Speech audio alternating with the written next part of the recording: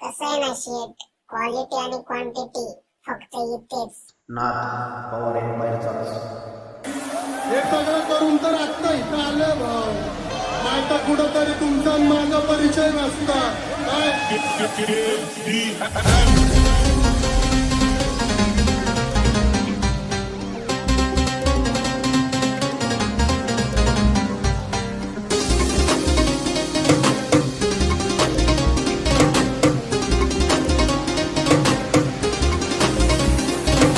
Automatic card भरतो ते पण नो रिझन. दर महिना प्रॉफिट कुठला जात नाही सीझन.